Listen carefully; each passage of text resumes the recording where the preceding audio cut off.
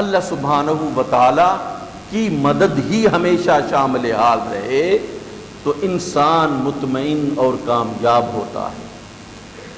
بڑی عجیب بات ہے کہ ہم بعض اوقات جب اللہ ہم سے ناراض ہو جاتا ہے تو دنیا کے سہاروں کو تلاش کرتے ہیں، دنیا کے سہاروں کے پیچھے بھاگنا شروع کر دیتے ہیں۔ میرا فلاں دوست ہے، میرا فلاں رشتہ دار ہے، میرا فلاں عزیز ہے، وہ میری مدد کرے گا۔ اللہ پوچھتا ہے کہ میں نے تم پر خذلان جب طاری کیا ہے تو فمن ذا الذی ینصرکم من بعدہ، میرے علاوہ کون ہے تو جو تمہاری مدد کرے گا؟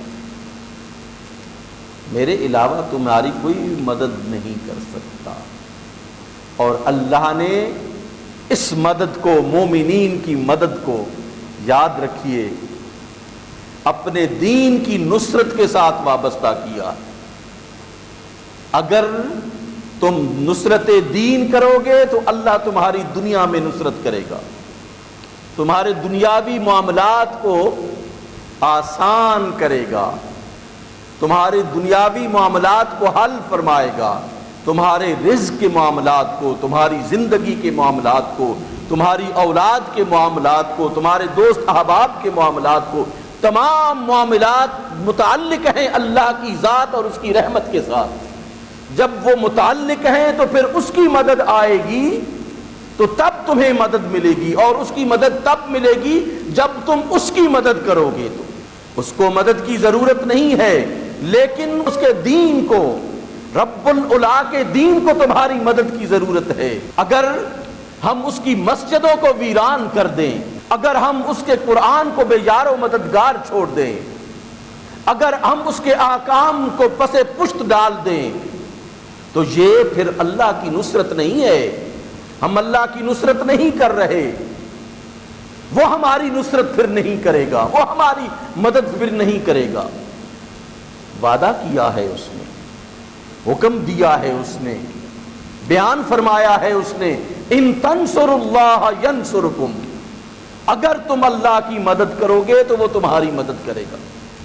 ان تنصروا اللہ، اگر تم اللہ کی مدد کرو گے، میرے مولا تو مدد کرنے والا ہے، تو سب کی مدد کرتا ہے، تجھے مدد کی کیا ضرورت ہے؟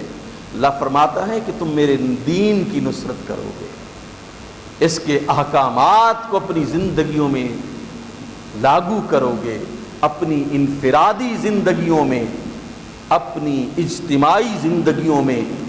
جب تم اپنے دین کے مطابق چلو گے تو سمجھو کہ تم اللہ کی مدد کر رہے ہو۔ جب تم اللہ کی مدد کر رہے ہو تو پھر اللہ اپنے ذمہ لے لیتا ہے، اپنے ذمہ کرم و فضل میں لے لیتا ہے کہ وہ تمہاری مدد کرتا ہے، پھر وہ تمہاری مدد کرتا ہے۔ اس لیے فرمایا ان تنصروا اللہ ینصرکم ویثبت اقدامکم، تمہارے قدموں کو ثابت رکھے گا، مستحکم رکھے گا، تمہیں مضبوط رکھے گا۔ یہ دنیا کی تیز ہوائیں، یہ دشمن کی منصوبہ بندیاں، یہ کبھی بھی تمہارے ثبات کو، تمہارے پاؤں کو لغزش نہیں دے سکتی جب اللہ کی مدد تمہارے ساتھ ہو۔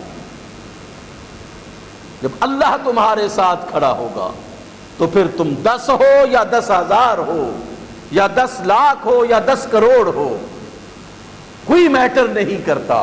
میٹر یہ کرتا ہے کہ اللہ تمہارے ساتھ کھڑا ہے یا نہیں کھڑا۔ لیکن قرآن جگہ جگہ پر ہمیں بتاتا ہے، قرآن جگہ جگہ پر ہماری رہنمائی کرتا ہے کہ جس کے ساتھ اللہ کھڑا ہوتا ہے وہ کبھی بھی ناکام نہیں ہوتا، وہ کامیاب رہتا ہے۔